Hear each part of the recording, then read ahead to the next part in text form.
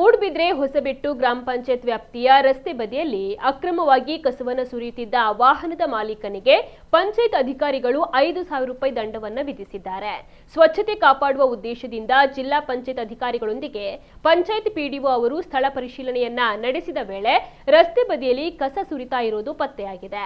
ತಕ್ಷಣವೇ ಟೆಂಪೋ ವಾಹನದ ಮಾಲೀಕನ ವಿರುದ್ಧ ಕ್ರಮವನ್ನು ಕೈಗೊಂಡು ಮೊದಲಿಗೆ 1,500 ರೂಪಾಯಿ ದಂಡವನ್ನ ವಿಧಿಸಿ ಬಳಿಕ ಹೆಚ್ಚುವರಿ ದಂಡವನ್ನು ವಿಧಿಸಲಾಗಿದೆ.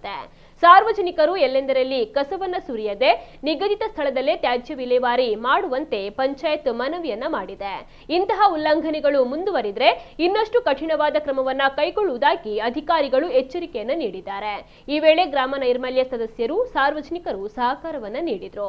ಸಾರ್ವಜನಿಕರು ಎಲ್ಲೆಂದರಲ್ಲಿ ಕಸ ಸುರಿಯದೆ ಪಂಚಾಯಿತಿಯಿಂದ ನಿಗದಿಪಡಿಸಿರುವ ಸ್ಥಳದಲ್ಲೇ ತ್ಯಾಜ್ಯ ವಿಲೇವಾರಿ ಮಾಡಬೇಕು ಎಂದು ಪಂಚಾಯತ್ ಮನವಿಯನ್ನ ಮಾಡಿದೆ. ಪರಿಸರ ಸ್ವಚ್ಛತೆ ಕಾಪಾಡುವಲ್ಲಿ ಸಾರ್ವಜನಿಕರು ಕೂಡ ಸಹಕರಿಸಬೇಕಿದ್ದು ಇಂತಹ ಉಲ್ಲಂಘನೆಗಳು ಮುಂದುವರೆದರೆ ಇನ್ನಷ್ಟು ಕಠಿಣವಾದ ಕ್ರಮವನ್ನು ಕೈಗೊಳ್ಳಲಾಗುವುದು ಎಂದು ಅಧಿಕಾರಿಗಳು ಎಚ್ಚರಿಕೆಯನ್ನು ನೀಡಿದ್ದಾರೆ.